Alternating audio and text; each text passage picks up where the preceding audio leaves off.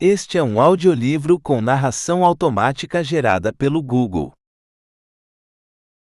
Universo dos Livros Editora Limitada. Rua do Bosque, 1589, Bloco 2, Conge.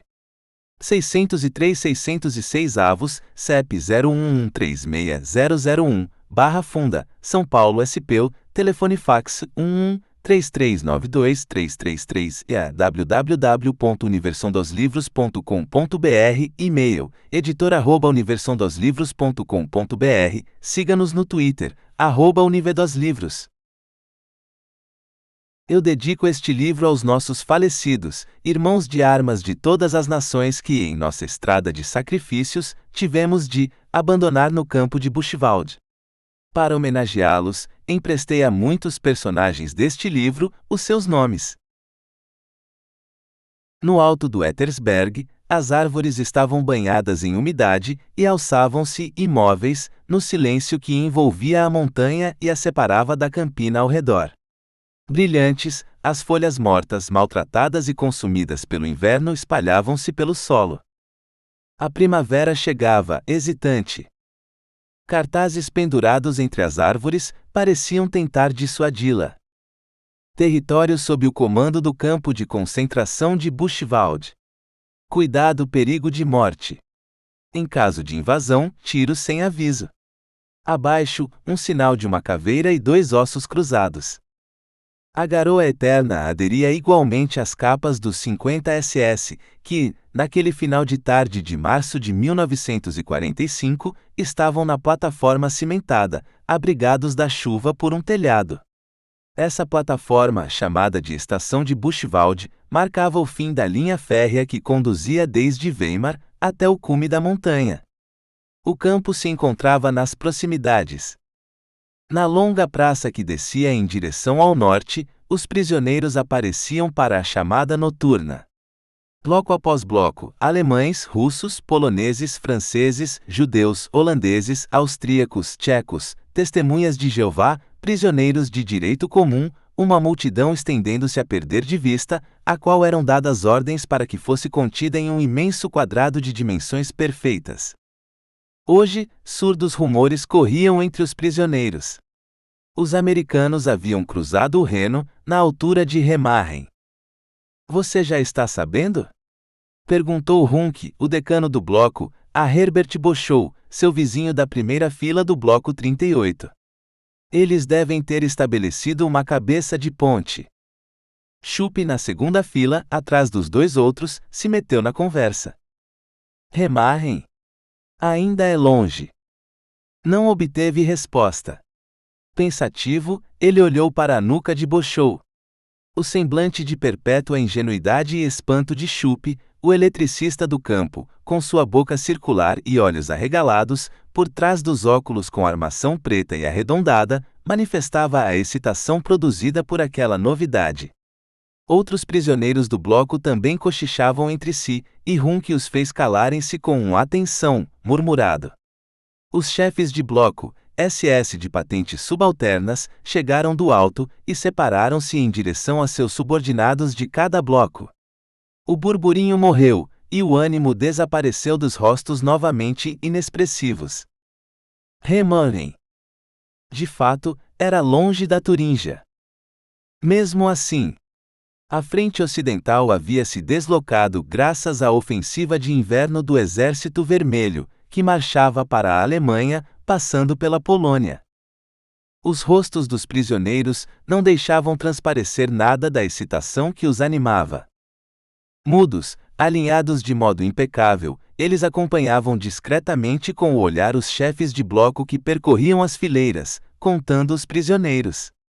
Impassíveis, como todos os dias. No alto da torre, Kremer, decano do campo, entregou ao inspetor-chefe a lista com a população total do campo, e, em seguida, apresentou-se frente ao imenso quadrado conforme as ordens. Seu próprio rosto permanecia impassível, embora seus pensamentos fossem idênticos aos dos milhares de homens atrás dele. Já fazia tempo que os diferentes chefes de bloco tinham entregue seu relatório a Heine Boff, o inspetor-chefe, e também aguardavam na torre em fileiras desordenadas. Mesmo assim, Foi necessária 1 hora antes que os números batessem. Por fim, Reineboff dirigiu-se ao microfone. Sentido. Os ocupantes do imenso quadrado se imobilizaram. Em saudação. Todos juntos, os detentos retiraram seus bonés sujos. Contra a grade de ferro forjado encontrava-se Klutig, o subchefe de campo, que convidou Reineboff a lhe prestar contas. Despreocupadamente, ele levantou o braço direito. Era assim havia anos. Na mente de Chupe, a notícia não parava de atormentá-lo. Ele não conseguiu se impedir de falar e murmurou com o canto da boca às costas de Bochou. Aqueles lá em cima logo vão levar fogo no rabo. Bochou disfarçou o sorriso na pele enrugada de seu rosto sem expressão. Reineboff voltou ao microfone. Cobrir. Um gesto. Os bonés sujos voltaram às cabeças, e no embalo eles caíam para a frente, para trás ou para o lado, conferindo aos prisioneiros um ar cômico. Como a exatidão militar precisava ser respeitada, o inspetor-chefe tinha o hábito de berrar no microfone. Corrigir. Dezenas de milhares de dedos giravam os bonés. Firmes. Um único estalar das mãos contra a costura da calça. Eles estavam então corretamente ajustados. O quadrado se petrificou. O campo era deliberadamente mantido pelos SS, em ignorância sobre a guerra. Os dias passavam como se o tempo estivesse congelado. No entanto, sob o desenrolar mecânico dos dias, um vagalhão se formava. Somente alguns dias atrás, Kohlberg e Groundens haviam caído após um glorioso combate contra um inimigo superior em número. O Exército Vermelho. Passagem do Reno em Remagen. Os aliados. O cerco se fechava. Reineboff ainda tinha uma ordem a transmitir. Os detentos do armazém de vestuário, a seus postos. Os cabeleireiros, aos chuveiros. Aquelas ordens não tinham nada de surpreendente. Uma nova leva estava chegando, como sempre nos últimos longos meses. Os campos de concentração localizados mais a leste foram evacuados. Auschwitz, Lublin. Era necessário que Buchenwald, embora já lotado, acolhesse a maior quantidade possível de prisioneiros. Como o mercúrio de um termômetro, o número de recém-chegados subia a cada dia. Onde colocá-los todos? Para alocar o fluxo de deportados, tinha sido necessário construir barracões improvisados em terrenos abandonados ao redor do campo. Em antigas cocheiras, eles se amontoavam aos milhares. Com uma cerca dupla de arame farpado em volta, esse lugar foi chamado de campinho. Um campo dentro do campo, separado e regido por suas próprias regras. Homens de todas as nações europeias moravam lá, dos quais ninguém sabia onde ficavam seus antigos lares, cujos pensamentos ninguém adivinhava, e que falavam uma língua que ninguém entendia. Homens sem nome nem rosto. Dentre os que chegavam de outros campos, metade morrera durante o percurso, ou fora morta pelos SS da escolta. Os cadáveres haviam ficado pelo caminho. As listas de comboios não batiam mais, os números de prisioneiros estavam misturados. Qual deles pertencia a alguém vivo, qual deles a um morto? Quem ainda sabia o nome e a origem daqueles homens? Debandar. Reineboff desligou o microfone. O imenso quadrado voltou à vida. Os decanos dos blocos davam ordens. Os blocos se punham em movimento. A gigantesca silhueta humana se deslocou, a corrente desceu a praça de chamada em direção aos barracões. Lá em cima, os chefes de bloco sumiram pela grade. Enquanto isso, o trem de mercadorias e sua carga de prisioneiros entrava na estação. Antes mesmo de estar totalmente imóvel, vários SS, com o fuzil ao ombro, correram ao longo dos vagões. Eles quebraram os lacres e abriram as portas corrediças. Fora, porcos judeus! Fora! Vamos fora! Espremidos uns contra os outros, os deportados estavam apertados dentro dos vagões pestilentos, o oxigênio que penetrou de repente os fez vacilar. Sob os berros dos SS, eles despencaram das aberturas, caindo e rolando uns sobre os outros. Outros SS os reuniam em rebanho aterrorizado. Os vagões se esvaziavam como úlceras purulentas. Zacarias Jankowski, judeu polonês, foi um dos últimos a pular do vagão. Um SS acertou uma coronhada em sua mão quando ele tentou puxar sua mala. Judeu sujo, desça! Jankowski conseguiu pegar a mala, arremessada com fúria pelo SS. Você escondeu diamantes roubados, seu porco? O polonês puxou sua mala consigo, no meio do rebanho protetor. Os SS subiram nos vagões, e foi a coronhadas que fizeram os retardatários descerem. Eles jogavam os doentes e os moribundos como se fossem sacos velhos. Só ficavam os mortos, armazenados em um canto que, laboriosamente, haviam mantido livre durante o longo percurso. Um dos cadáveres, Semireto, sorria para os SS. Em cada um dos blocos, mapas estavam colados nas paredes ou na mesa do decano, que, geralmente, era o prisioneiro mais experimentado, o mais antigo. Esses mapas haviam sido recortados em jornais, quando os exércitos fascistas marchavam sobre Minsk, Smolensk, Ujasma, e mais tarde sobre Odessa, Rostov e Stalingrado. Os chefes de bloco SS brutais e briguentos tinham tolerado os mapas, e quando estavam de bom humor e cantavam a plenos pulmões canções de vitória, costumavam apontar orgulhosamente para as cidades russas. E então, onde está seu exército vermelho agora? Fazia tempo. Agora seus olhares passavam pelos mapas sem vê-los. Eles também não viam os traços feitos neles pelos prisioneiros. Finos ou grossos, azuis, vermelhos e pretos. Tocados milhares de vezes por milhares de dedos, os nomes dos antigos campos de batalha anotados no fino papel jornal não eram mais do que manchas escuras. Romeu, Kiev e Cracóvia? A quem isso ainda interessava? Agora tratava-se de Kustrin, Stettin, Graudenz, de Düsseldorf e de Colônia. Mas mesmo estes nomes não eram mais do que manchas muitas vezes arranhadas. Quantas vezes tinham escrito sobre aqueles mapas, rasurado, eliminado, escrito de novo, até que o papel jornal tivesse desaparecido? Milhares de vezes, milhares de dedos tinham acompanhado aquelas linhas do fronte que as haviam borrado e apagado. O fim se aproximava inexoravelmente. Agora, mais uma vez, depois que o tumulto das ondas de prisioneiros encheu os barracões que tinham ficado silenciosos durante todo o dia, pencas de prisioneiros se amontoaram diante dos mapas. No bloco 38, Schupp abriu caminho em meio ao grupo que estudava o mapa na mesa de Hunke. Remagen. Fica aqui entre Koblenz e Bona. Fica a quantos quilômetros de Weimar? Indagou um deles. Schupp fez uma careta de surpresa, piscou os olhos e refletiu. Se eles chegarem por... Seus dedos seguiam o futuro caminho, Eisenach, Langensalza, Gotha, Erfurt. Schupp voltou à realidade. Quando eles estiverem em Erfurt, também estarão em Buchenwald. Quando? Vários dias? Semanas? Meses? Primeiro, vamos aguardar. Mas para nós só vejo trevas. Você acha que eles, lá em cima, vão nos deixar para os americanos? Mais fácil nos matar a todos antes disso.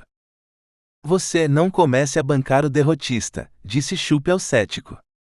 O decano do bloco andava nervosamente entre os grupos. Então vocês não vão para o grude? Os tamancos bateram, as latas estalaram. Os SS haviam organizado a tropa dos recém-chegados em uma coluna de marcha que, escoltada pela matilha selvagem, movimentou-se em direção ao campo, tropega e titubeante. Jankowski tinha conseguido se enfiar no meio de uma fileira, escapando assim à saraivada de golpes desferidos indiscriminadamente pelos SS. Ninguém na coluna se preocupava com seu vizinho. Cada um só estava preocupado com sua própria sorte, com o destino incerto que o aguardava. Os doentes e os moribundos, graças ao instinto animal de conservação, eram levados pelos demais. Foi assim que a coluna cambaleou no caminho, e através da grade que conduzia ao campo. A mão de Jankowski, dormente por causa do golpe recebido, pendia como corpo estranho e prejudicial, doendo terrivelmente. No entanto, por causa da atenção que dava à mala, ele mal sentia aquele suplício. Precisava conseguir, a qualquer custo, que ela entrasse naquele campo ainda desconhecido. Jankowski espiou rapidamente os locais que o cercavam. Na confusão, deixou-se empurrar pelo estreito portão. Sua experiência o ajudou a esconder-se tão habilmente que pôde passar sem problemas com a tropa, sem mesmo atrair a atenção dos SS. Era um milagre ele ter conseguido trazer a mala até ali. Jankowski esvaziou a mente para não comprometer nada. Só pensava em uma coisa, em uma oração fervorosa: Deus misericordioso não permitiria que a mala fosse parar nas mãos da SS. Na praça de chamada, a tropa se reestruturou em fileiras. Jankowski recorreu às suas últimas forças e marchou em passos medidos com a coluna que entrava no campo. Não tropeçar nem vacilar, não ser notado. Um rugido e um assobio ecoavam em sua cabeça, mas ele aguentou, e aliviado, percebeu que a coluna era escoltada por prisioneiros. Na praça vazia ladeada por altos prédios de pedra, os barbeiros dos blocos estavam sentados em longa fila nas banquetas que haviam trazido. Todos eram muito barulhentos. Os recém-chegados deviam se despir para ir ao chuveiro. Não era nada fácil. Um suboficial gritava e vociferava com os novos prisioneiros, espantando-os como galinhas. Quando finalmente o silêncio se fez, e o suboficial desapareceu nas duchas, Jankowski deixou-se cair no piso de pedras, esgotado. A dor lancinante em sua mão latejava surdamente. De cabeça baixa, Jankowski ficou sentado por um tempo, e sobressaltou-se quando foi violentamente sacudido. Um dos prisioneiros que tinham acompanhado a coluna estava diante dele, era um dos guardas do campo. Falou em polonês. Você não dormir. Jankowski levantou-se indeciso. A maioria já estava nua. Os trapos tinham revelado silhuetas lamentáveis, que aguardavam diante dos barbeiros, tremendo na bruma. Todos os seus pelos e cabelos eram tosados. Jankowski tentou com sua mão saudável retirar seus trapos indigentes. O polonês da guarda o ajudou. Enquanto isso, 2 detentos remexiam nas roupas no solo, e por vezes, pegavam uma sacola ou um pacote fechado para revistá-lo. Jankowski se espantou. O que eles estão procurando? O polonês se virou para os outros 2, e deu uma risadinha marota. Esses são Hoffel e Pippin, do armazém de vestuário. Ele fez um gesto tranquilizador, mostrando a mala. Aqui ninguém vai roubar nada de você. Vá cortar os cabelos, meu irmão. Descalço, Jankowski foi até os barbeiros, claudicando sobre as pedras pontudas. Na entrada das duchas, o suboficial, berrando e vociferando, dirigia os recém-chegados até uma grande tina de madeira. 5 a 6 homens por vez. Eles deviam mergulhar em uma loção desinfetante que fedia por já ter sido usada muitas vezes. A cabeça debaixo d'água, piolhentos. Com uma pesada clava, ele batia nas cabeças raspadas, que desapareciam repentinamente naquele estrume. Ele está bêbado de novo, murmurou o frágil Pippin de pernas tortas, outrora tipógrafo em Dresden. Hoffel não prestou atenção ao comentário. Ele bateu na mala de Jankowski. Gostaria de saber o que eles podem arrastar. Quando Pippin se debruçou sobre a mala, Jankowski chegou tropeçando. A angústia retorcia seu rosto. Ele puxou Pippin de lado e interpelou os 2 comparsas, sem poder mais se conter. Eles não entendiam o polonês. Quem é você? Perguntou Hoffel. Nome. O polonês parecia ter entendido. Jankowski Zacarias.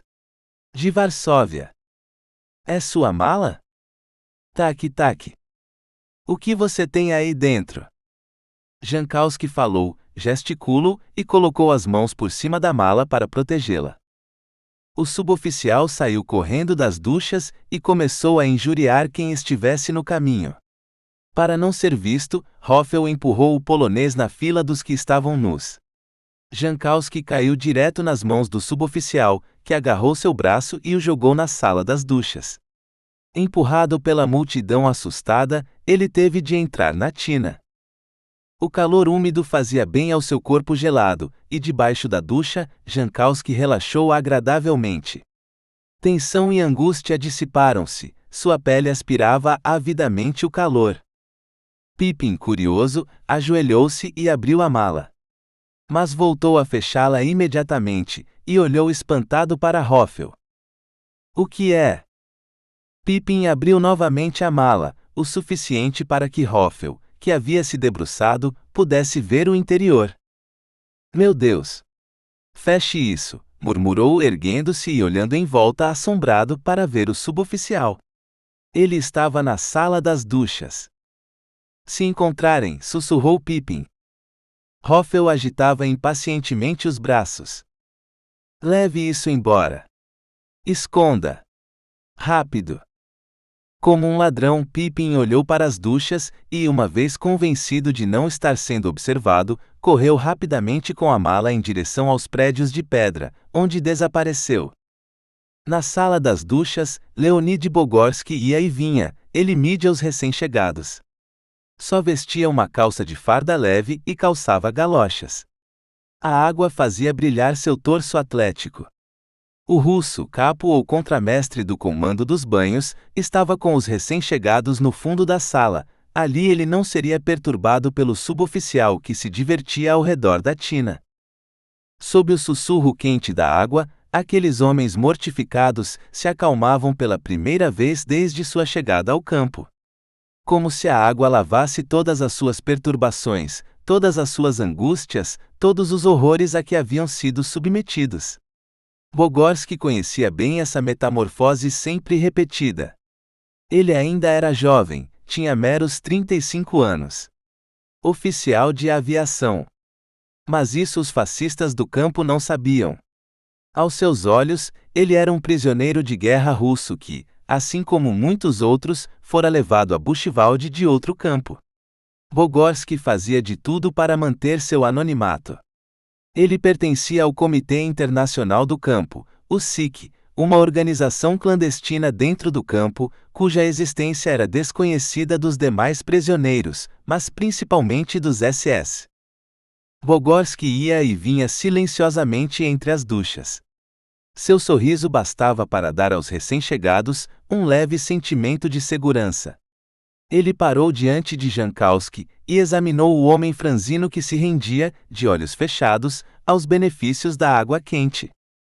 Quem poderá ser? Imaginou Bogorski, sorrindo em silêncio, antes de se dirigir a ele em polonês perfeito. Há quanto tempo você está na estrada? Jankowski, arrancado de seu devaneio tão estranho quanto longínquo, abriu os olhos amedrontados. 3 semanas, respondeu ele devolvendo-lhe o sorriso, embora soubesse por experiência que o silêncio era a melhor proteção, sobretudo em um lugar novo, ainda desconhecido. Mas Jankowski sentiu de repente a necessidade de se abrir. Murmurando apressadamente com o olhar alucinado, ele contou sobre a marcha forçada para Buchenwald, falou dos temores da evacuação. Durante semanas eles tinham sido empurrados pelos caminhos, fracos e esfomeados, sem repouso nem descanso. À noite eram reunidos como manadas em campos, esgotados, eles caíam na neve, em sulcos duros como pedra, aglutinados uns contra os outros para proteger-se do impiedoso gelo noturno. Muitos deles, pela manhã, não podiam mais continuar andando. Destacamentos da escolta SS iam então nos campos e executavam aqueles que ainda viviam. Camponeses encontravam os cadáveres e os enterravam. Outros mais caíam pelo caminho. Quantas detonações! E a cada vez que espocavam os tiros de misericórdia, a coluna retomava sua marcha à frente. Vamos, bando de porcos! Vamos, vamos! Quando Jankowski se calou por não ter mais nada para contar, Bogorski perguntou: Quantos vieram de Auschwitz? Jankowski respondeu baixinho: Nós éramos 3.000. Em seu rosto havia um sorriso resignado. Ele queria falar mais. Ele sentia necessidade de confiar o segredo do conteúdo da mala a alguém daquele campo estrangeiro, mas o assobio do suboficial ressoou, a água parou de jorrar, o suboficial separou os prisioneiros e empurrou uma nova leva às duchas. Jankowski saiu para o frio úmido. A mala tinha desaparecido. Hoffel, que havia esperado pelo polonês, colocou rapidamente a mão em sua boca e murmurou: Calhe a boca. Está tudo em ordem. Jankowski entendeu que deveria se comportar calmamente. Ele olhou para o alemão, que o intimou: Pegue seus trapos e caia fora. Hoffel jogou suas coisas nos braços de Jankowski e o empurrou com impaciência na fila dos que deviam ir ao armazém de vestuário, para trocar suas roupas sujas por uniformes regulamentares. Jankowski dirigiu-se ao alemão. Embora Hoffel não entendesse polonês, percebeu a angústia em seus propósitos. Deu-lhe um tapa reconfortante nas costas e disse: Sim, está tudo bem. Agora ande. Levado pela multidão, Jankowski não teve outra escolha a não ser ir ao armazém de vestuário com os demais. Nada mal? Realmente nada mal? Hoffel fez-lhe um sinal. Nada mal. Realmente nada mal. Como um garotinho feliz por ter recebido presentes, Pippin havia galgado de 4 em 4 os degraus que levavam ao armazém de vestuário. Naquela hora tardia da tarde, não havia mais nenhum prisioneiro na comprida sala abarrotada com milhares de sacos de pertences dos civis. Somente o velho August Rose ainda se encontrava atrás do balcão, remexendo em seus papéis. Ele olhou com surpresa para Pippin que entrava. O que você ainda está fazendo por aqui? Com um gesto de mão, Pippin ignorou a pergunta. Onde está Zweiling? Rose mostrou com o polegar o escritório do primeiro oficial. Passar bem, disse Pippin com pressa antes de recuar agilmente para dentro da sala escura. Rose olhou para ele e observou o primeiro oficial, que podia ver em sua sala, através da grande vidraça. Zweiling estava sentado à sua mesa, com um jornal aberto diante de si e a cabeça entre as mãos. Parecia estar dormindo. Mas o homem magro e seco não dormia, sonhava acordado com as últimas notícias do fronte. Pippin entrou, fez um sinal tranquilizador para Rose, abriu ruidosamente a porta da secretaria ao lado do escritório e gritou em volume exagerado: Marianne, vem cá, precisamos de um intérprete. Zweiling sobressaltou-se. Ele viu o polonês ir embora com Pippin. Pippin fez um rápido sinal a Kropinski, e ambos escapuliram por trás. No canto mais recôndito da sala, desapareceram atrás das altas pilhas de sacos cheios de roupas que haviam pertencido aos detentos mortos. Ali estava a mala. Pippin, rápido e excitado, esticou o pescoço para olhar em volta, esfregou as mãos e sorriu para Kropinski, o que significava: agora veja bem o que eu trouxe. Em seguida, abriu as fechaduras da mala. Orgulhoso, ele colocou as mãos nos bolsos e apreciou o efeito surpresa. Na mala encolhida com as mãozinhas sobre o rosto, estava uma criança, coberta de trapos. Um garotinho que mal tinha 3 anos. Kropinski se acocorou e olhou para o menino. Ele estava imóvel. Pippin acariciou o pequeno corpo com ternura. Uma lombriguinha. Que nos mandaram. Agarrando-o pelo ombro, ele quis virar o garoto, que pareceu relutar. Finalmente Kropinski encontrou as palavras certas. Coitada dessa coisinha, disse ele em polonês. De onde você vem? Ao ouvir a voz em polonês, o menino levantou a cabeça como um inseto esticando suas antenas. Um sinal fraco, mas um primeiro sinal de vida para os 2 comparsas, tão incrivelmente excitante que os deixou enlevados, olhando o garoto nos olhos. Seu rostinho magro já tinha a seriedade de um homem sábio, e a luz em seus olhos não era nada infantil. Ele olhava para aqueles homens, cheio de muda expectativa. Eles mal ousavam respirar. Rose não conseguira vencer a curiosidade. Ele havia se esgueirado em silêncio para o canto do vestiário, e de repente, encontrava-se diante dos dois comparsas. O que está acontecendo? Pippin virou-se sobressaltado e grunhiu para Rose, surpreso. Você ficou maluco? Vira até aqui. Caia fora. Você quer nos jogar nas garras de Zweilin? Rose balançou a cabeça. Ele está dormindo. Curioso, ele se inclinou por cima da criança. Você arrumou um belo brinquedo. Na entrada, alguns dos recém-chegados, que deviam entregar alguns pertences, uma aliança ou um molho de chaves, estavam ao lado do balcão. Os prisioneiros do comando conservavam seus pertences em sacos de papel, e Hoffel, na qualidade de capo, supervisionava as operações. Ao seu lado, Zweilin observava. Sua boca constantemente semicerrada conferia ao seu rosto inexpressivo um vazio particular. As bugigangas não o interessavam, ele saiu do balcão. Com o olhar, Hoffel acompanhou o SS, cujo andar despreocupado dava à sua magra silhueta o jeitão de um prego torto. Tenso, Zweilin retornou ao seu escritório. As passagens já estavam quase vazias e, finalmente, Hoffel teve a possibilidade de ocupar-se da criança. Rose, que tinha retornado à entrada, segurou-o. Se você está procurando pelo Pippin. Com ar de profunda curiosidade, ele indicou o fundo do armazém. Hoffel retorquiu. Eu sei. Nenhuma palavra, entendeu? Rose disse indignado. Você acha que sou um dedo duro? Ofendido, ele olhava para Hoffel. Os demais prisioneiros estavam curiosos e faziam perguntas, mas Rose não disse uma palavra. Com um sorriso cheio de mistérios, ele foi até sua escrivaninha. O garoto estava sentado bem ereto dentro da mala. Kropinski, ajoelhado diante dele, tentava fazer com que falasse. Como você chamar? Me dizer. Onde está papai? Onde está mamãe? Hoffel tinha entrado. Pippin murmurava perplexo. O que vamos fazer com essa coisinha? Se o descobrirem, eles o matam. Hoffel ajoelhou-se e examinou o rosto do menino.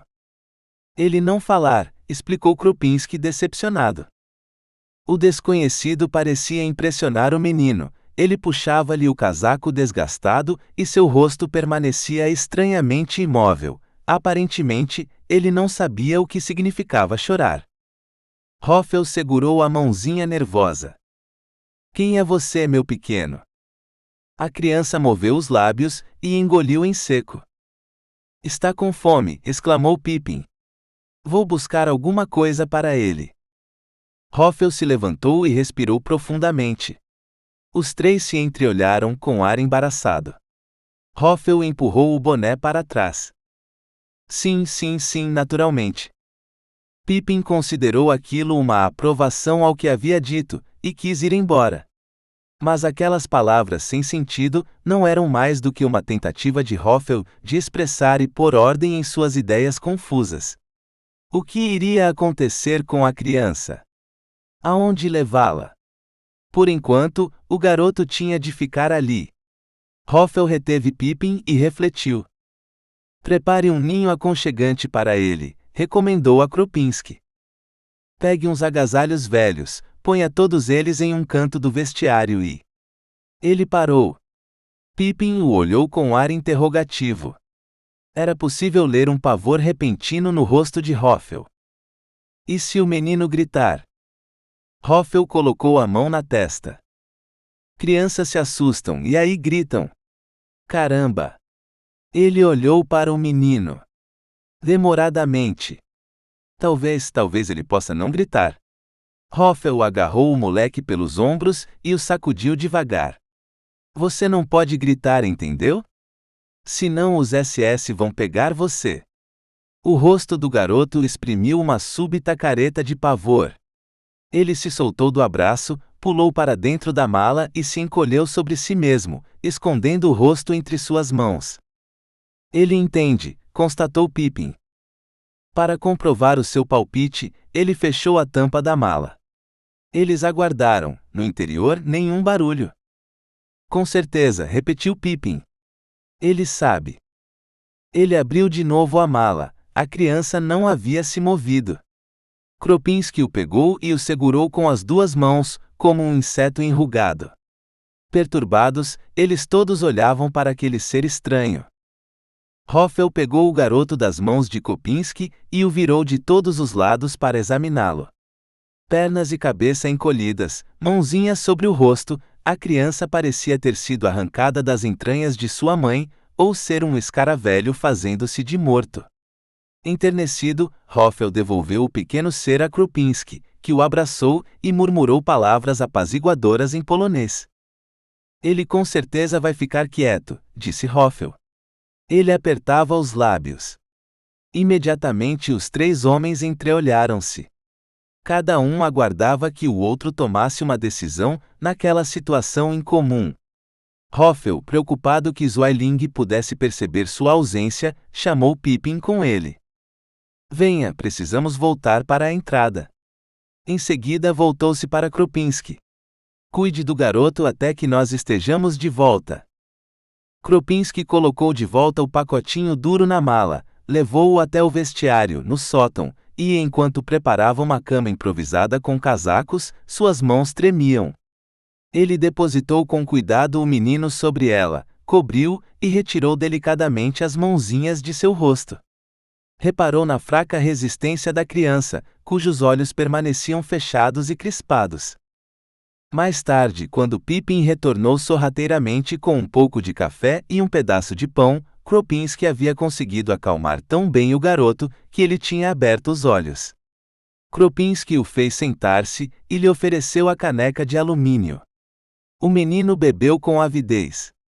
Pippin o incentivou a pegar a fatia de pão, mas a criança recusou. Ele está com medo, presumiu Pippin e enfiou-lhe o pão entre as mãos. Coma, encorajou-o amigavelmente. Agora você dever comer e dormir e não dever ter medo, sussurrou Kropinski. O bom irmão Pippin e eu vigiar você, e eu levar você de volta para a Polônia. Abrindo um grande sorriso, ele apontou o dedo para si mesmo. Lá para minha pequena casa. O menino olhou para Kropinski, com o rosto descontraído e atento. Ele entreabriu a boca.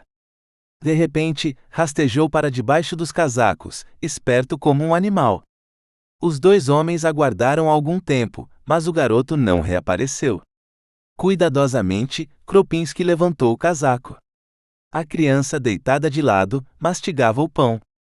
Com ternura, Kropinski voltou a cobri-la. Em seguida, eles afastaram-se do cantinho cuja entrada haviam ocultado com uma pilha de sacos. Eles ficaram vigilantes. Como pano de fundo, o silêncio. Quando eles chegaram à entrada, os prisioneiros do comando se reuniam para o controle da noite. Os membros do comando do armazém de vestuário tinham jornadas de trabalho mais longas, e por isso, eram isentos da chamada noturna. Eles eram contados no local de trabalho pelo chefe do comando, um suboficial SS, que prestava contas ao inspetor-chefe, responsável pela exatidão dos efetivos. Hoffel disfarçou diante do primeiro oficial, para dissimular o atraso dos dois outros, e grunhiu com raiva. Querem que a gente mande um convite extra? Com o boné na mão, ele ficou em posição de sentido diante de Zweiling e anunciou. Comando do armazém de vestuário, 20 prisioneiros presentes. Em seguida juntou-se aos outros na fileira. Zweiling, empertigado como um i, passou as fileiras em revista. Hoffel estava muito tenso. Ele estava atento ao menor barulho atrás dele. Será que o menino se assustaria e começaria a gritar? Após ter contado, Zweiling fez um gesto negligente com a mão, que significava debandar. As fileiras se desfizeram, e os prisioneiros voltaram às suas ocupações. Somente Hoffel ficou. Ele não tinha reparado no gesto do primeiro oficial. O que está acontecendo? Perguntou Zweiling com voz inexpressiva e pastosa. Hoffel caiu em si com um sobressalto. Nada, primeiro oficial. Zweiling foi até o balcão e assinou a folha de chamada. No que você estava pensando há pouco? Ele queria parecer simpático. Em nada, primeiro oficial. Zweiling passou a língua pelos lábios, como fazia quando sorria. Você já se imaginava em casa, não é? Hoffel deu de ombros. Por quê? Perguntou intrigado. Zweiling não respondeu. Arvorando um sorriso enigmático, ele retornou ao seu escritório. Pouco depois, voltou a sair para entregar o relatório. Ele vestia seu casaco de couro castanho, o que significava que não voltaria mais naquela noite. Hoffel é quem deveria entregar as chaves ao guarda, ao fim do trabalho. Na secretaria, os detentos, tomados pela curiosidade, agruparam-se em torno de Hoffel. Eles queriam saber mais. Rose havia aberto o bico. Ele se defendeu de corpo e alma, ao ser repreendido por Hoffel. Não tenho nada a ver com as besteiras que você faz. Os prisioneiros estavam agitados. Onde está o menino? Silêncio, advertiu-os Hoffel e dirigindo-se a Rose, não queremos confusão. O menino permanece aqui por uma noite, amanhã nós o levaremos. Os prisioneiros queriam ver a criança. Eles se esgueiraram para o esconderijo. Kropinski ergueu o casaco de mansinho. Uns olhando por cima dos ombros dos outros, os homens observavam a coisinha.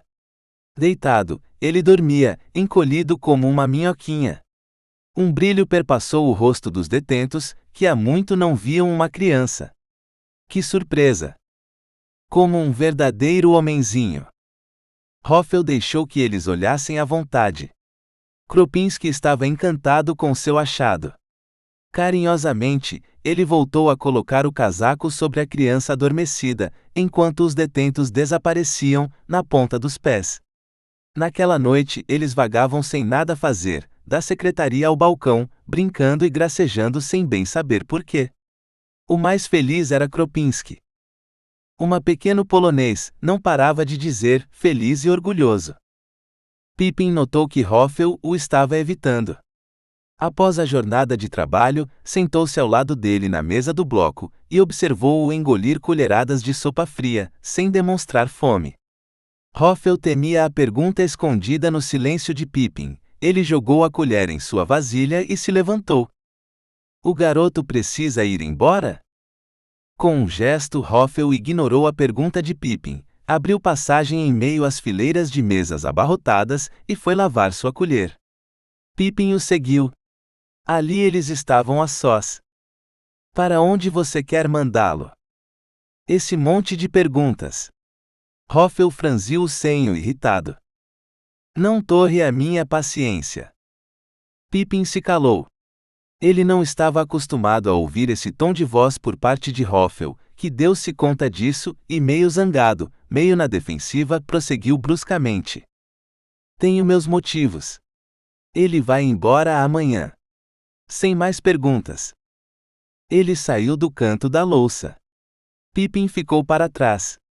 O que estava se passando na cabeça de Hoffel? Ele já tinha saído do bloco apressadamente. Lá fora, um chuvisco fino e penetrante continuava a cair. Hoffel estremeceu e deu de ombros. Ele lamentava ter sido tão rude com Pippin. Porém, não podia explicar os motivos de sua recusa ao valoroso cúmplice, era um segredo bem guardado. Ninguém sabia que ele era o antigo sargento de uma guarnição do Reich em Berlim e membro de uma célula do partido, um dos instrutores militares do Grupo de Resistência Internacional, aqui, dentro do campo. Ninguém sabia de nada. Com o decorrer do tempo, o Comitê Internacional do Campo, o SIC, tinha se transformado no coração da resistência. Originalmente, os membros do partido haviam se unido, como representantes de suas nações no seio do Comitê Internacional do Campo, para criar uma comunidade no meio dos milhares de deportados, formar entendimentos entre as nações e, com a ajuda dos melhores, despertar um sentimento de solidariedade, o que, no início, definitivamente ainda não estava presente. Entre os prisioneiros alemães, havia alguns blocos repletos de prisioneiros de direito comum. Entre eles, um grande número de bandidos que, para obter vantagens pessoais, se desonraram tornando-se criaturas complacentes dos SS e, sob a proteção dos chefes de bloco e de comando, tornaram-se delatores, os dedos duros, como eram chamados no campo. Entre os prisioneiros políticos também havia, em todos os blocos e entre todas as nacionalidades representadas, elementos versáteis, cujo medo de morrer prevalece sobre a segurança da comunidade. Com efeito, aqueles que ostentavam um triângulo vermelho não eram todos políticos, isto é, não eram todos opositores convencidos do fascismo. Resmungões e outras pessoas mal vistas, detidas pela Gestapo, deviam portar o triângulo dos políticos, tanto que a composição dos blocos compreendia políticos de caráter versátil e criminosos notórios. Alguns ocupantes deveriam carregar, em seu lugar, o triângulo verde dos prisioneiros de direito comum.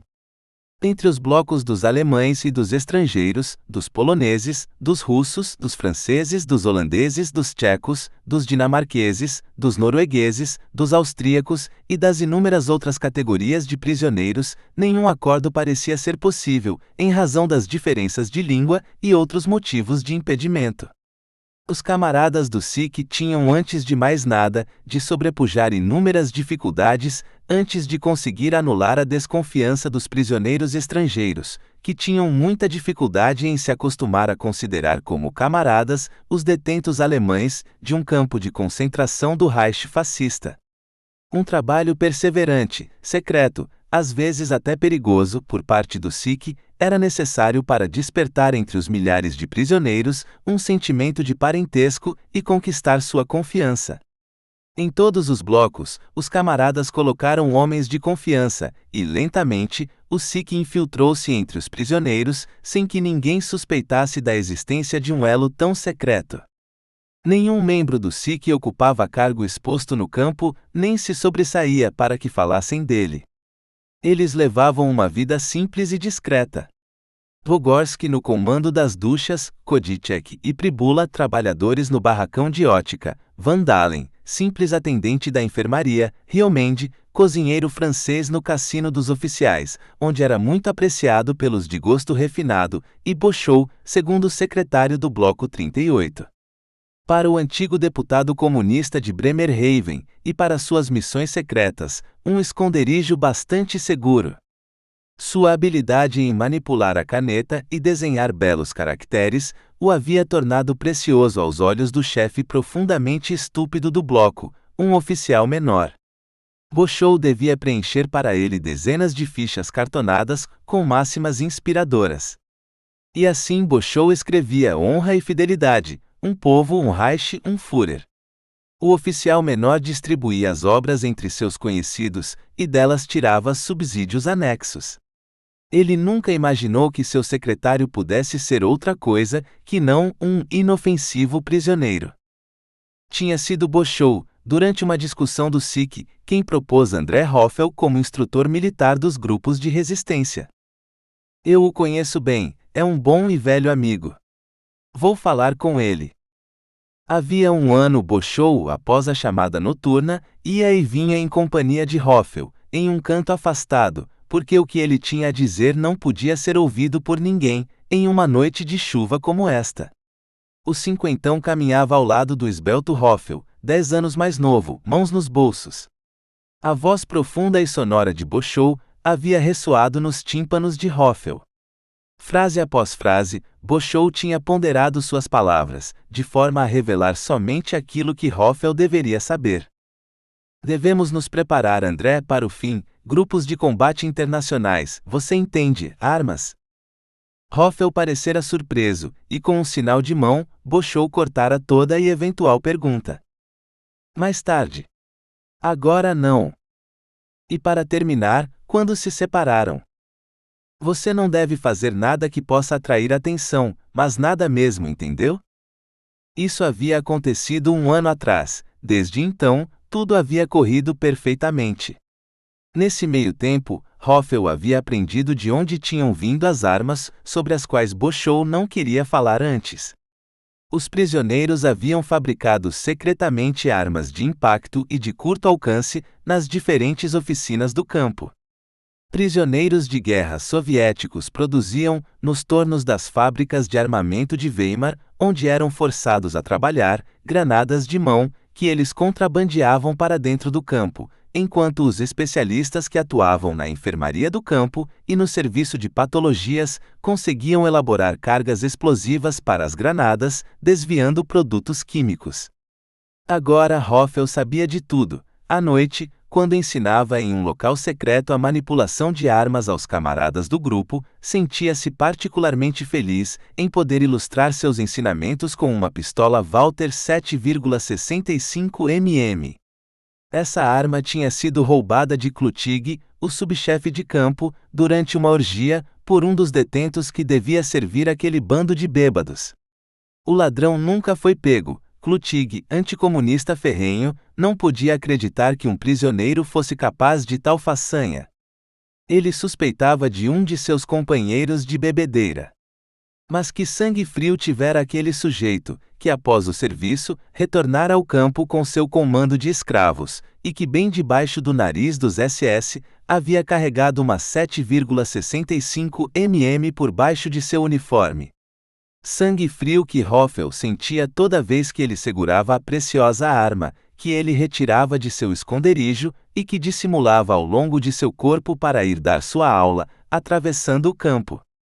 Passando em frente de inocentes amigos que o cumprimentavam, diante de tantos SS.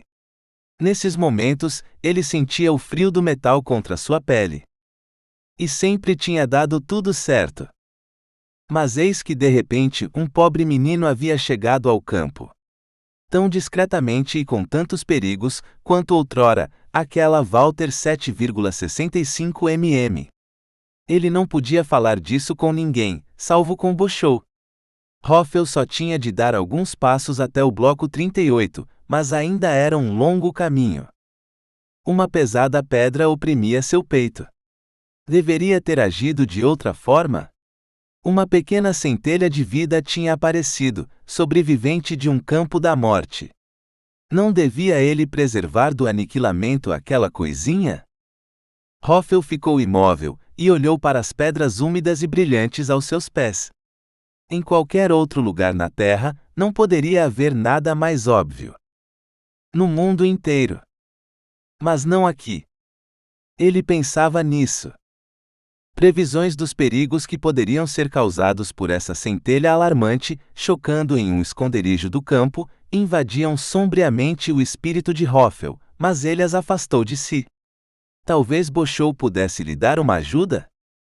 O bloco 38 era um desses prédios de pedra com um andar, que haviam sido erigidos bem mais tarde, no prolongamento dos primeiros barracões de madeira. Assim como os demais blocos de pedra, ele continha 4 grandes salas, com seus dormitórios contíguos. Não era raro que o capo do armazém de vestuário aparecesse em um dos blocos. Assim, os detentos não prestaram atenção à chegada de Hoffel. Bochou sentou-se à mesa do decano e preparou as listas de chamada para a manhã seguinte. Hoffel abriu caminho em meio à sala lotada e foi até a escrivaninha de Bochou. Você me acompanha até lá fora? Sem uma palavra, Bochou se levantou, vestiu seu casaco e eles saíram. Do lado de fora, não falaram com ninguém. Foi somente ao chegar no largo caminho que levava para a enfermaria, pelo qual iam e vinham muitos detentos, que Hoffel disse: Preciso falar com você. É importante? Sim. Eles falavam em voz baixa, sem chamar atenção. Um Jankowski polonês Zacarias trouxe uma criança. É isso que você diz ser importante? O menino está comigo, no armazém de vestuário.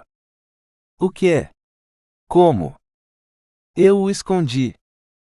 Hoffel não podia enxergar direito a expressão de Bochou na escuridão. Um detento apressado, voltando da enfermaria, de cabeça baixa para se proteger da chuva, cruzou com eles. Bochou aguardou. Ei! Você ficou louco? Hoffel ergueu as mãos.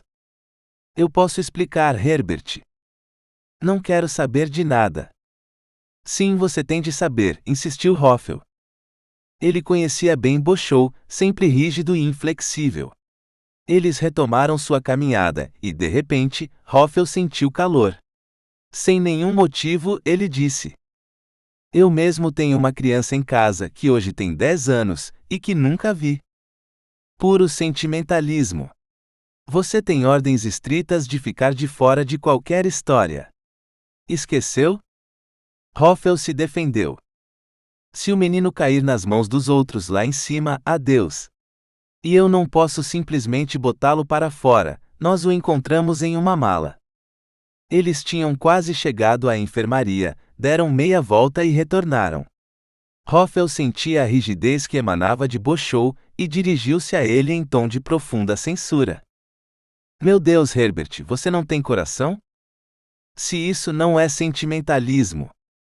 Descuidado, Bochou tinha falado muito alto. Ele se controlou e disse mais baixo. Sem coração? Não se trata somente de uma criança, mas de 50.000 homens. Hoffel caminhava silenciosamente ao lado dele, estava muito nervoso, a objeção de Bochou o deixara desnorteado. Está bem, disse após alguns passos. Então amanhã eu levo a criança até a entrada. Bochou sacudiu a cabeça. Você quer consertar uma besteira com outra? Hoffel se irritou. Ou eu escondo o garoto, ou me livro dele. Mas que belo estrategista! Então o que devo fazer? Hoffel tirou as mãos dos bolsos e abriu os braços em sinal de impotência. Bochou não queria partilhar da excitação de Hoffel. Para contê-la em seu camarada, ele disse de forma pragmática e com certa indiferença. Ouvi dizer na secretaria que um comboio irá partir, e vou fazer com que o polonês faça parte dele. Você lhe devolve a criança. Hoffel ficou chocado diante daquela dura decisão. Bochou parou, chegou bem perto de Hoffel e o encarou. Alguma outra ideia? Hoffel respirava com dificuldade. Bochou sentia o que estava em jogo. Pesando os prós e os contras, seus deveres no campo revelavam-se prioridade em relação a todo o resto. Poderia Bochou, que o SIC nomeara responsável pelos grupos de resistência, colocar em perigo uma criança por causa do instrutor militar dos grupos, ou colocar em perigo esses mesmos grupos? Ou mesmo toda a organização tão laboriosamente montada? Sem falar na guarda do campo, que era de um ponto de vista externo, uma estrutura perfeitamente legal, mas na realidade, uma organização militar excepcional? Nunca se sabia o que um assunto de aparência inofensiva podia representar. Um garotinho provoca a faísca e, de repente, tudo explode em chamas, tudo é reduzido a cinzas. Isso era o que se passava pela cabeça de Bochou, enquanto olhava para Hoffel. Ele se preparava para continuar, e disse seu tom de voz beirando a tristeza. Acontece que o coração pode ser uma coisa muito perigosa. O polonês vai saber o que fazer com o menino. Se ele conseguiu chegar aqui com ele, vai saber como tirá-lo daqui. Hoffel continuava calado. Eles tinham desviado do caminho da enfermaria, e encontravam-se agora entre os barracões. O lugar estava deserto. A cerração fria os fazia tremer. Na escuridão, mal conseguiam distinguir seus rostos. Hoffel afundara suas mãos nos bolsos, os ombros encolhidos, tiritando. Ele não parecia querer ir embora. Bochou o pegou pelo ombro e o chacoalhou. Não crie caso, André, aconselhou em tom amigável. Volte para o seu buraco, e eu o mantenho informado. Os dois se separaram. Bochou observou Hoffel se afastar a passos cansados. O remorso comprimia o peito de Bochou, sem que ele soubesse a quem tal sensação se dirigia, se a Hoffel ou ao garoto, ou aquele polonês desconhecido que ignorava que naquele momento tivera o seu destino selado. Selado por prisioneiros, pelos seus semelhantes, que, coagidos pelos eventos, exerciam sua violência contra ele. Bochou afastou esses pensamentos. Ali, devia-se agir rapidamente e sem remorsos. Ele não hesitou. Depressa, correu para o bloco. Hunk, o decano de seu bloco, estava levando à secretaria a lista de efetivos, quando Bochou o pegou na porta. Me dê isso aqui, Otto, eu levo até lá. Algum problema? Perguntou Hunk ao perceber o tom estranho de Bochou. Nada especial, respondeu ele. Hunk sabia que Bochou fazia parte do círculo dos antigos prisioneiros cujas palavras tinham peso. Sobre o SIC e a participação de Bochou nesse comitê, ele não fazia a menor ideia. Entre os prisioneiros políticos, a lei da conspiração era eficaz, aliás, ela os unia em uma confiança infalível. Não havia curiosidade, somente um silêncio compreensivo que reinava sobre tudo aquilo que acontecia no campo. Uma disciplina severa e a consciência de pertencimento incondicional ao partido não davam lugar às coisas de que não se precisava saber. Havia uma submissão natural, servir o essencial mantendo o silêncio. Era assim que eles se protegiam uns aos outros e preservavam os maiores segredos. Aqueles prisioneiros formavam uma grande rede que se estendia por todo o campo. Em todas as partes, camaradas carregavam em si mesmos o que sabiam e não diziam nada. O partido ao qual estavam ligados permanecia ao lado deles no campo, invisível, inatingível, onipresente. Por vezes era revelado a um ou outro dos camaradas, mas unicamente se eles se mostrassem dignos dessa revelação. Do contrário, eram todos iguais, em miseráveis trapos, com um triângulo vermelho e um número no peito, a cabeça raspada. Então Hunk não fez nenhuma pergunta quando Bochou recolheu as folhas de chamada. Na sala vizinha à secretaria, onde ficavam os dois decanos do campo, Kremer e Proll, o trabalho cotidiano da noite já estava encerrado. Proll, subdecano do campo, tinha tarefas na secretaria. Além de Kremer, o primeiro decano, que redigia a lista de chamada geral para a manhã seguinte a partir das listas de cada bloco, encontravam-se ali alguns outros decanos e secretários de bloco. Eles vinham entregar seus relatórios e conversavam. Bochou entrou. Por seu comportamento, o decano percebeu que algo perturbava o secretário do bloco 38. Kremer também fazia parte do círculo daqueles que sabiam e se calavam. Sua nomeação para o cargo fora realizada pelos companheiros do SIC. Para a importante posição, anteriormente ocupada por um criminoso indicado por Klutig, que tinha abusado de suas funções para conseguir vantagens pessoais e sido demitido, era necessário um companheiro confiável. Os membros do SIC tinham sugerido Walter Kremer como decano. Sabendo tirar vantagem da rivalidade entre Klutig e o chefe do campo, o comandante Schual, os companheiros decidiram transformar Kremer em decano. O cabeleireiro de Schual, um prisioneiro de confiança que o servia todas as manhãs, foi encarregado da tarefa. Enquanto Klutig preferia recorrer a elementos criminosos para realizar as tarefas, Schual preferia a inteligência e a exatidão dos prisioneiros políticos. Os constantes atritos entre Klutig e Schual, por causa de suas posições contrárias, eram conhecidos em todo o campo. Schual só tinha aceitado o conselho de seu cabeleireiro a respeito de um preso político para tirar de seu campo de visão. Assim, Kremer foi oficialmente feito decano pelo chefe do campo. Ele, que na verdade não pertencia ao SIC, estava sempre no âmago dos acontecimentos, devido à sua função. Tudo o que acontecia dentro do campo tinha de passar por ele. Ele recebia as ordens de Schual, do subchefe de campo e do inspetor-chefe. Era preciso obedecer às ordens, mas sempre assegurando a sobrevivência e a segurança dos detentos. Muitas vezes isso exigia inteligência e diplomacia. Kremer, caldeireiro forte e de ombros largos de Hamburgo, era a calma em pessoa. Era preciso muito para abalá-lo. Em colaboração silenciosa com seus companheiros do partido, ele cumpria suas difíceis funções. O partido ilegal no campo era personificado por Herbert Boschou. Sem que nunca isso fosse dito, Kremer sabia que o que vinha de Boschou emanava do partido. Esforçando-se por fornecer ao decano o mínimo de informações sobre essa estrutura ilegal, Boschou exagerava bastante. "Não faça perguntas, Walter. É melhor para você", era a resposta padrão quando Kremer desejava conhecer o sentido de certas disposições comunicadas por Boschou. Então Kremer se calava, embora considerasse por vezes ridículo manter tanto mistério.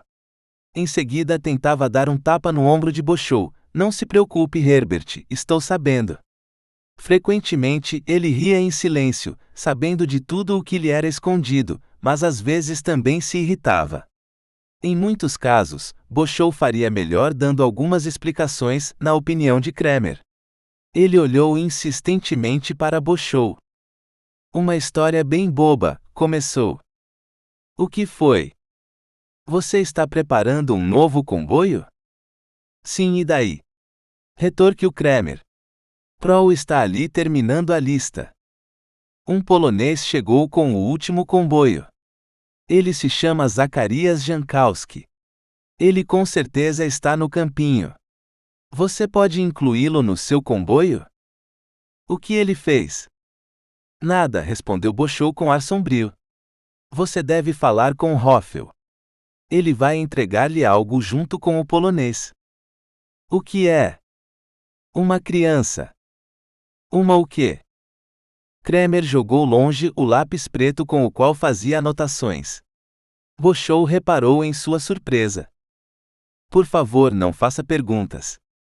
"É isso aí." "Mas uma criança?" "Caramba, Herbert. O comboio parte para o desconhecido. Você sabe o que isso significa?" Boschou ficou nervoso. "Não posso dizer mais nada." Kremer se levantou. "Qual o problema com a criança? O que está acontecendo com ela?" Boschou esquivou-se da pergunta. "Nada. Trata-se de outra coisa." "Acredito", Kremer ofegou. "Escute, Herbert, eu não faço muitas perguntas porque sempre confio que." "Então não faça perguntas." Kremer o fitou com uma expressão soturna. "Às vezes você complica muito minha vida, Herbert." Herbert pôs a mão em seu ombro para apaziguá-lo. "Não tem mais ninguém para cuidar do assunto. Hoffel já está sabendo. Diga-lhe que eu o mandei." Kremer resmungou com ar amuado. Estava descontente. Hoffel tinha voltado para seu canto, correndo nervosamente entre os blocos. Alguns detentos retardatários se apressavam para retornar aos seus blocos. Apitos ressoavam em breves intervalos. O decano do campo realizava sua ronda noturna. Seus apitos significavam que nenhum detento podia estar do lado de fora. Eles pareciam cada vez mais afastados e fracos. Os telhados dos barracões brilhavam, encharcados pela chuva. Sob os passos de Hoffel, o pedrisco quiava e estalava. Por vezes ele tropeçava, não prestando mais atenção ao caminho, de tanto rancor que tinha contra Boschou. O que é que ele ia fazer com a criancinha? Tremendo, Hoffel entrou em seu bloco. A grande sala estava vazia, todos já estavam esticados em suas camas.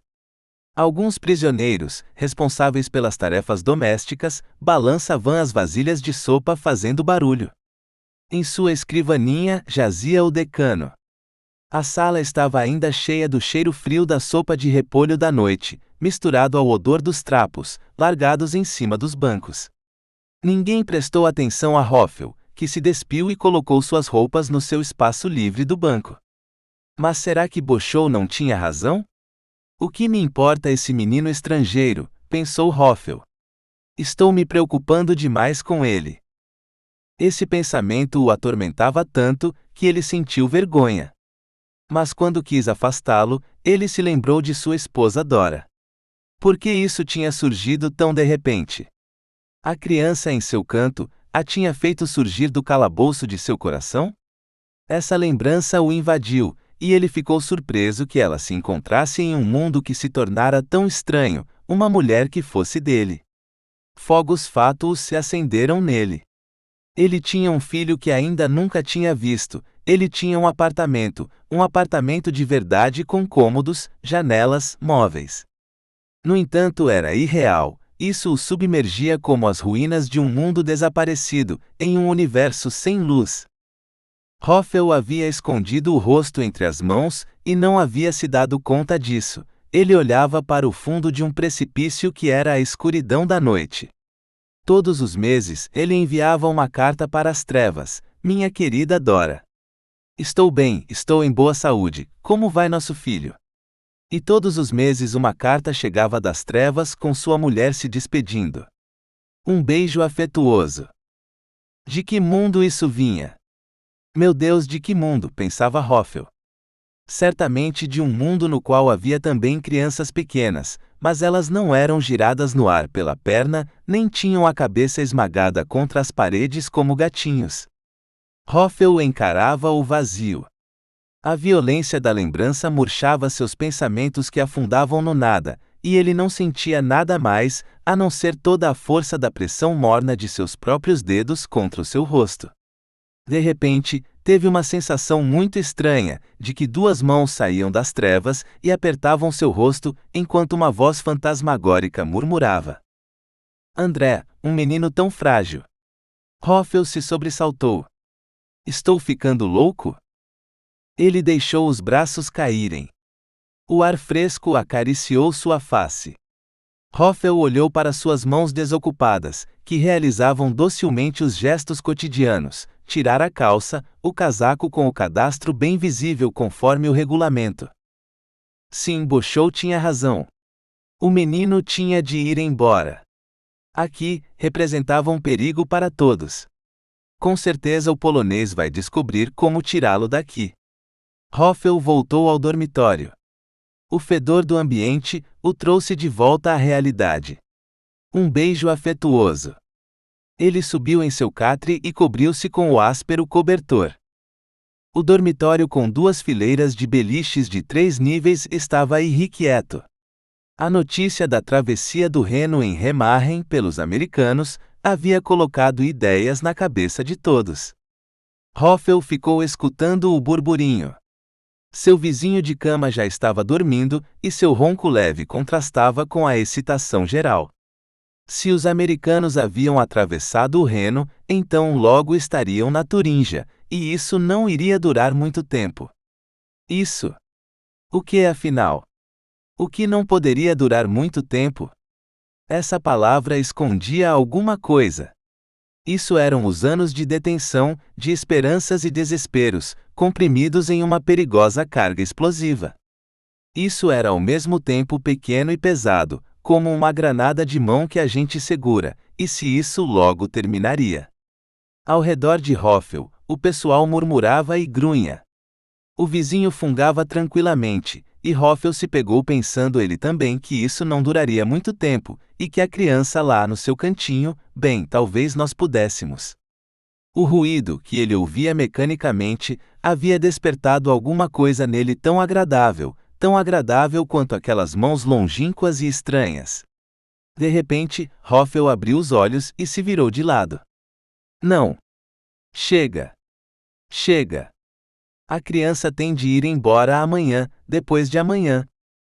Naquela noite, o comandante Alois Schual ainda se encontrava em seu escritório em companhia de seus 2 subchefes de campo, Weissang e Klutig. Schual, um sexagenário atarracado com excesso de peso, de bochechas caídas e rosto redondo, tinha por hábito, enquanto falava, caminhar em volta de um móvel, razão pela qual havia uma escrivaninha maciça no centro da sala de mobília pomposa. O comandante parecia ser um homem de discursos. Seus propósitos eram sempre acompanhados de gestos empolados, que ele marcava por graves pausas. A travessia do Reno o havia deixado, e a Klutig ainda mais, em um estado de excitação nervosa. No sofá, atrás da mesa de conferência esculpida, estava sentado o segundo subchefe Weissang, de pernas abertas, a inevitável garrafa de conhaque francês diante de si, escutando a briga que eclodira entre Chuao e Clotilde. Weixan, que já tinha bebido demais. Com seus olhos baços de bulldog, acompanhava cada gesto de seu mestre. Em antecipação aos acontecimentos que se seguiriam à travessia do Reno, Chuao havia previsto criar um pelotão sanitário composto de prisioneiros, que poderia ajudar os SS em caso de alertas aéreos ou de um ataque ao campo. A formação do pelotão era o motivo dessa briga, que só piorava. Clotilde, um homem magro e sem interesse de 35 anos, com um nariz excessivamente grande e em forma de tubérculo, estava em pé diante da escrivaninha. Seus olhos míopes, nos quais brilhava uma centelha de maldade, fulguravam como um raio através de seus óculos. Entre ele e o comandante, havia divergências irreconciliáveis. Clotilde não escondia que não tinha nenhum respeito por Chuao. Ele recebia suas ordens com um silêncio orgulhoso, e quando por fim as cumpria, era simplesmente porque Chuao, como comandante-chefe de campo, estava acima dele em posição de comando. Chuao só se dirigia a Clotilde sob o pretexto dessa superioridade hierárquica. Ele sentia na presença do outro um complexo de inferioridade que o fazia sofrer. Não gostava do jeito atirado do subalterno, que, no entanto, invejava. Chuao era covarde, indeciso, sem nenhuma segurança de si mesmo. No entanto, ele tinha certeza de sobrepujar Clotilde, outrora dono de uma pequena oficina de confecção, em habilidade diplomática. Em Clotilde, evidentemente, deviam faltar todas as condições prévias para tal habilidade, desenvolvida por Chuao em 30 anos como funcionário de uma casa de detenção. Ele havia alcançado o cargo de inspetor. Em outra época, durante bebedeiras, ambos haviam se provocado mutuamente a respeito de seu passado, chamando um ao outro de cão de guarda e costureira, sem prever que isso degringolaria em perigosa inimizade. Era o que estava acontecendo naquela noite. No início, a briga girava em torno da criação do pelotão sanitário. Clotilde havia se insurgido contra Chuao, que só queria recorrer a prisioneiros políticos de longa data. Em sua qualidade de comandante, Chuao podia permitir-se dar uma lição, em tom condescendente, ao antigo tintureiro. Falta-lhe o conhecimento do ser humano e a visão, meu caro. Devemos tirar partido da disciplina dos comunistas. Nenhum deles vai sumir. Eles são inseparáveis. Clotilde estava quase explodindo. Suas respostas se tornavam cada vez mais ásperas, e sua voz assumia aquele tom detestável e cortante que Chuao temia em segredo, pois lhe lembrava demais do tom de seu diretor, na casa de detenção. Devo avisá-lo sobre o fato de que recorrer aos comunistas, nesta situação, é perigoso. Escolha outros prisioneiros. Chuao irritou-se. Bah, resmungou ele, que parou diante de Clotilde, levantou-se e empinou a barriga. Outros prisioneiros? Criminosos? Malfeitores? Há no campo uma organização secreta de comunistas. E o que é que eles podem fazer? Chuao contornou novamente a escrivaninha. Existe um radioemissor clandestino no campo.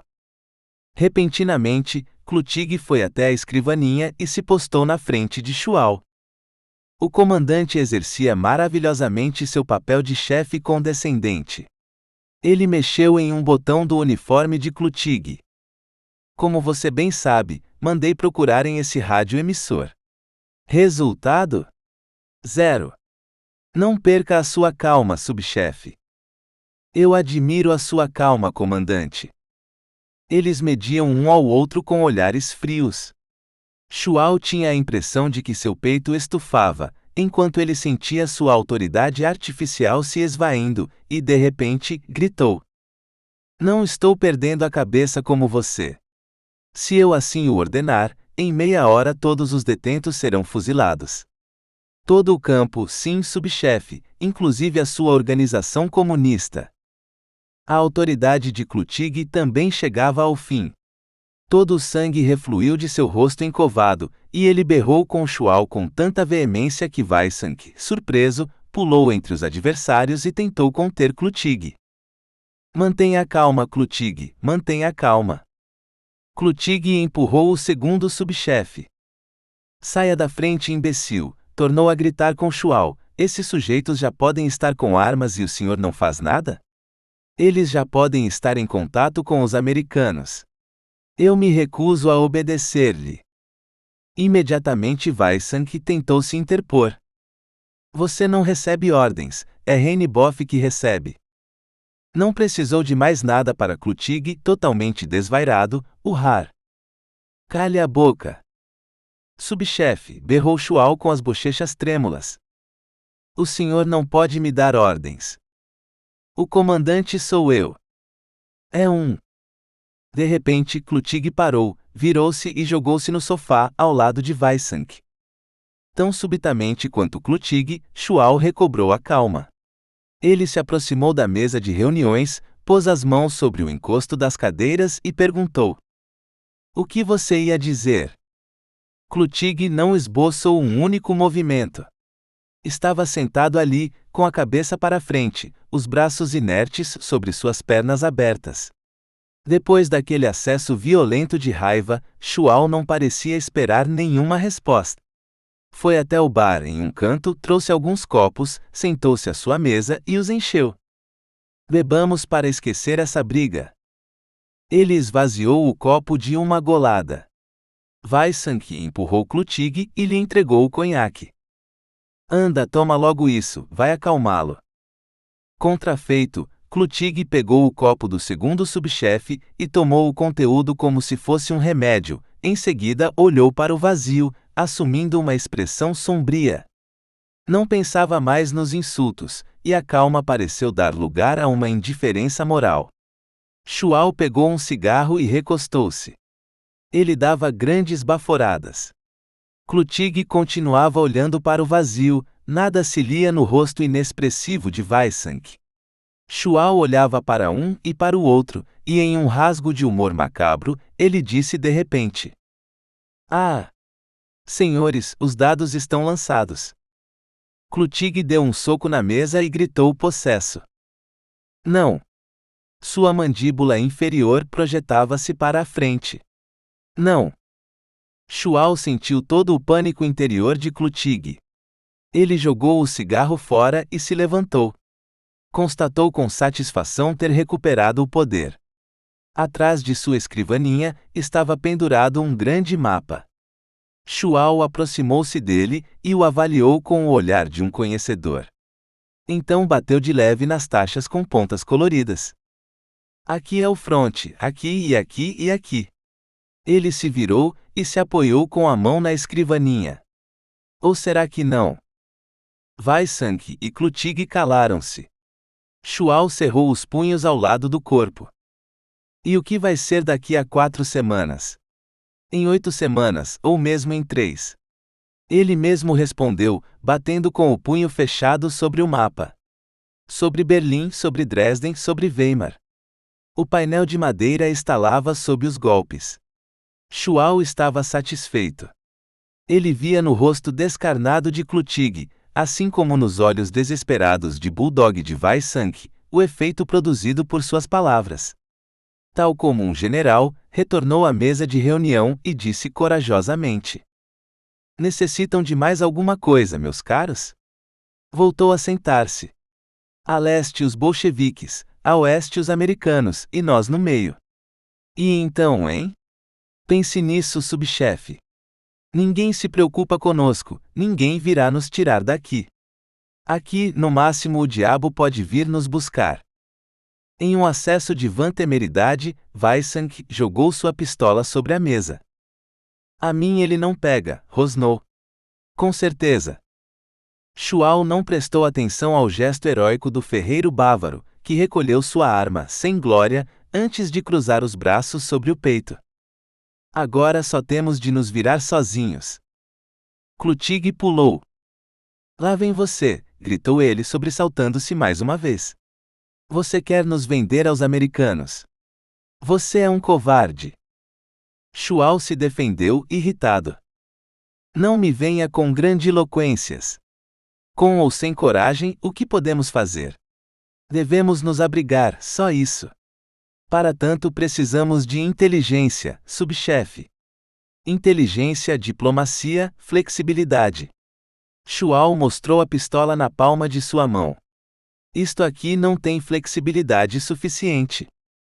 Klutig puxou também sua arma do coldre, vociferando. Mas é eficaz, comandante, eficaz. Os dois já estavam a ponto de brigar novamente. Weissang se meteu entre os dois. Ok, fiquem calminhos e não se matem. Em quem você quer atirar?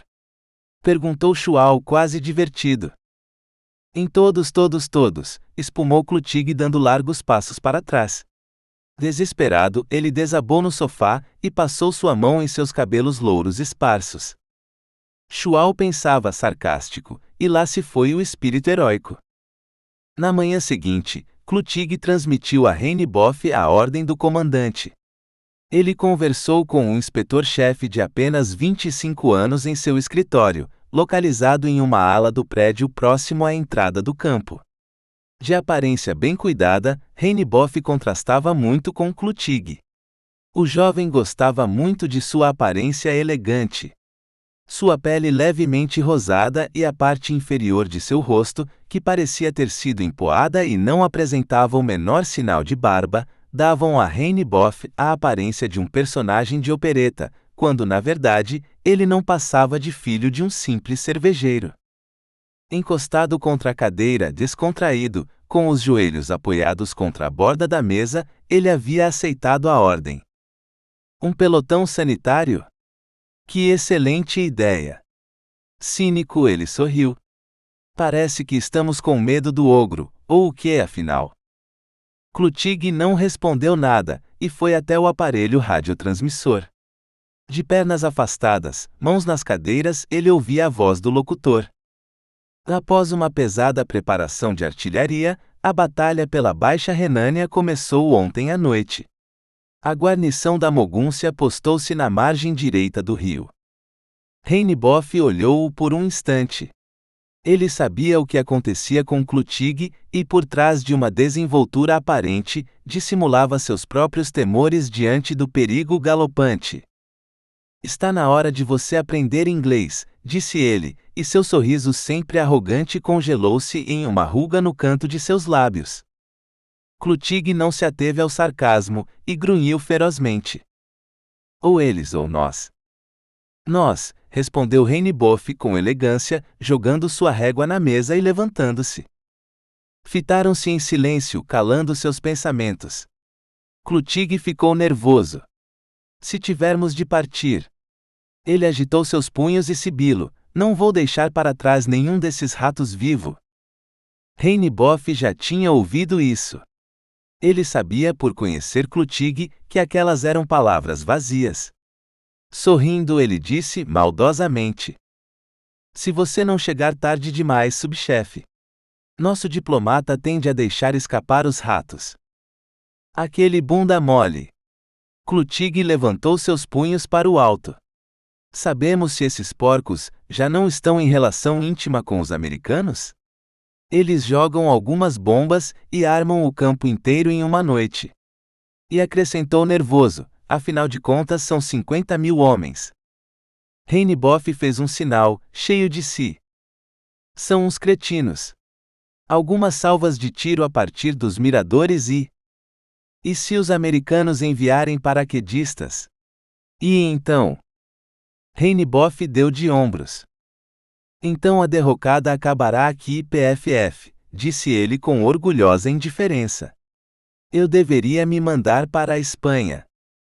Você é malandro como uma raposa. Klutig cuspiu cheio de desprezo. Dá a impressão de que só se trata de salvar a própria pele. Com certeza, retorquiu friamente Reineboff. Mas também se trata da sua.